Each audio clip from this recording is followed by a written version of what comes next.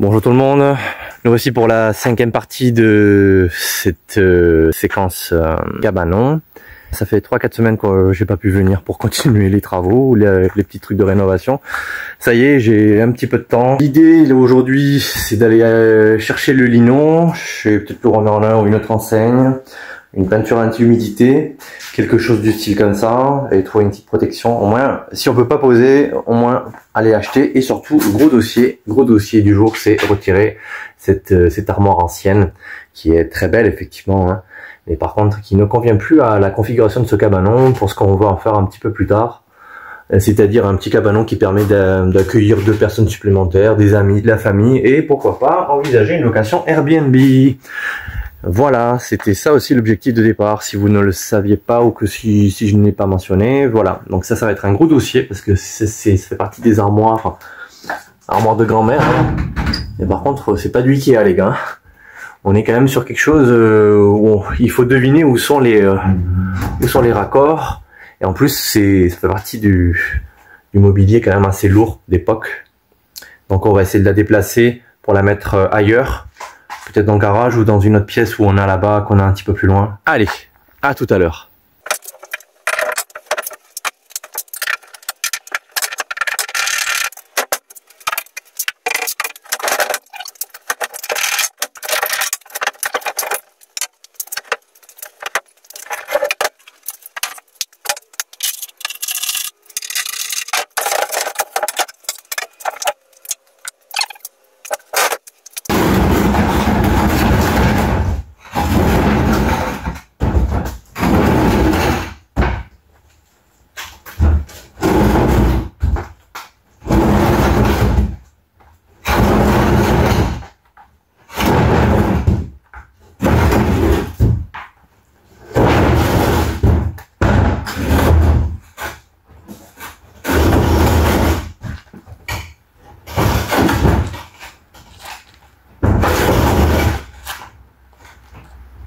Hein? Oui, mais je la sors déjà. Oui,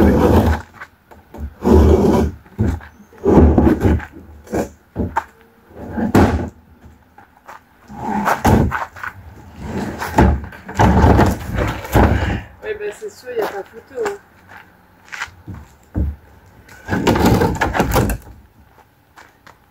Il n'y a pas photo, mais il y a une vidéo. Je vous amène un petit peu au bout du jardin. Il y a un petit cabanon, un petit endroit aussi où on va pouvoir déposer l'armoire.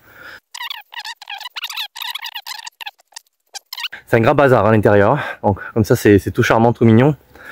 L'idée ça serait aussi d'en faire un petit logement Airbnb, quelque chose comme ça, un autre logement un peu à part, un peu atypique. Donc bon, ça fera l'objet d'une autre vidéo, d'un autre chapitre.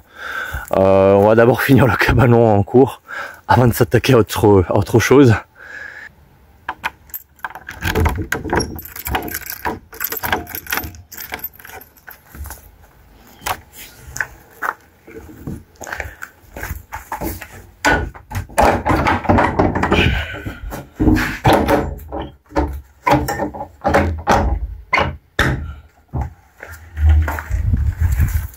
Voilà. Ah, ça a toujours été un lieu pour stocker des choses, on va dire, des vélos, motoculteurs, des broussailleurs, etc.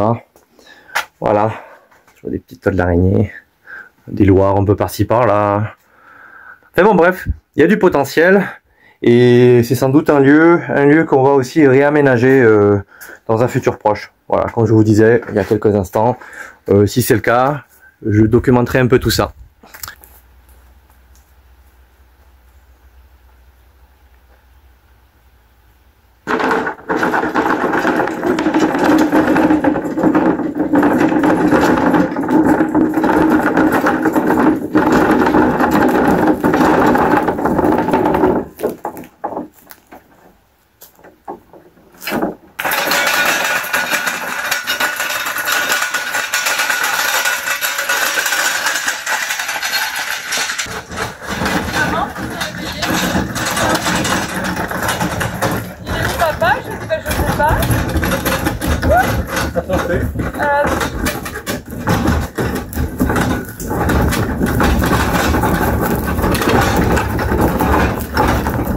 Et donc voilà, l'armoire est ici.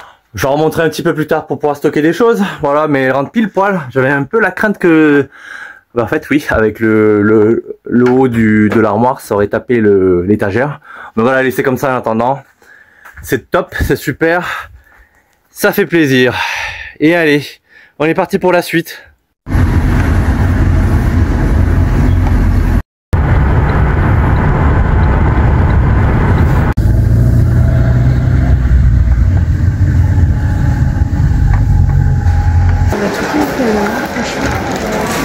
Allez, on est parti. On va chercher le matériel. Voilà, on cherche une peinture.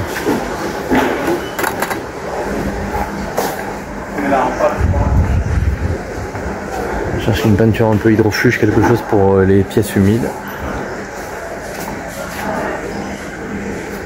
Ça peut faire, pas l'affaire ça. 10 litres, c'est bien ça. Carrés. On partirait là-dessus alors. Oui. Ouais, c'est bien vu, Chouille. Ouais, lui il est pas mal. Hein. Compatibilité pièces humides, oui. Ouais. Alors je vais envoyer. Il est pas mal celui-là aussi. Donc il est uni en plus, ouais. Enfin, il est assez simple. Hein. Ouais, on va prendre 20 et on est sur 2,5 mm d'épaisseur. Et pourquoi il manque en place? Après, il y a du choix quand même en termes de lino.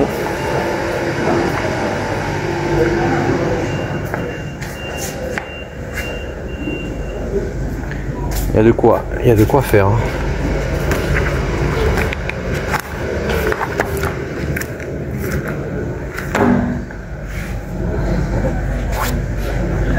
Lui il est sympa aussi. Oui, il y a une résistance, une compatibilité aux pièces humides. Donc oui, ça peut aider. Bon, finalement on va partir là-dessus. Il y a assez d'épaisseur. Je dis que c'est pour le budget. Ah ben oui, c'est sûr que c'est le budget qui compte aussi. Hein, donc c'est pas le premier prix, mais c'est pas non plus le top du top, mais ça reste correct. Donc anti-humidité aussi, compatible avec des pièces humides, oui. Ah ouais, il était sous forme un peu comme un faux parquet. Et tu vois, je m'en souviens plus trop en fait. Donc on est quand même sur des gros rouleaux, hein, donc de 4 mètres à la base. Bon, on va se les faire livrer. Voilà, on se retrouve après le périple en magasin. On a commandé le lino. Il va nous être livré à domicile. Donc je vous l'ai montré justement un petit peu avant. On a choisi un lino clair. Bon ben voilà, on a bien pensé. Hier soir, on a bouché les fissures. Et voilà, là je viens de poncer, j'ai passé le balai comme il faut pour retirer toute la poussière, pour tout dépoussiérer, tout retirer au maximum avant de passer la couche de peinture imperméabilisante qui va permettre justement de préparer un petit peu le sol pour le lino. Dans 2 semaines normalement, week-end prochain je suis pas dispo, donc voilà, ça va permettre de faire tout ça. Donc voilà, j'ai poncé avec la machine, avec la ponceuse. Ensuite j'ai bien balayé tout ça avec le petit balai et puis un bon balai après extérieur. Ça fait beaucoup de poussière, il vaut mieux se mettre un masque ou quelque chose comme ça. Et maintenant, on va passer la peinture.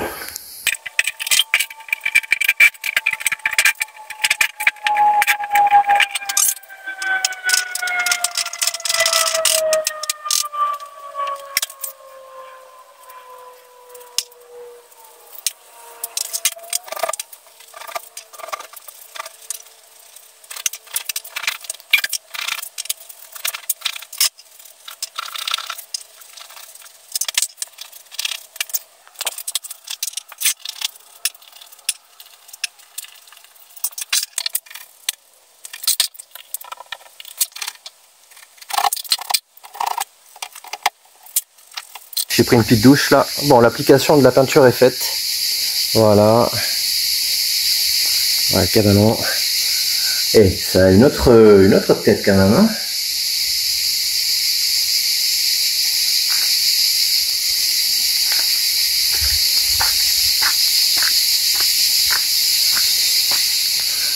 Voilà, il n'y a plus qu'à laisser sécher. Peut-être une deuxième couche ultérieurement. Ça va permettre un peu l'humidité de ne pas remonter, de rendre ça un petit peu plus propre en attendant la pose du lino. Allez, à la prochaine.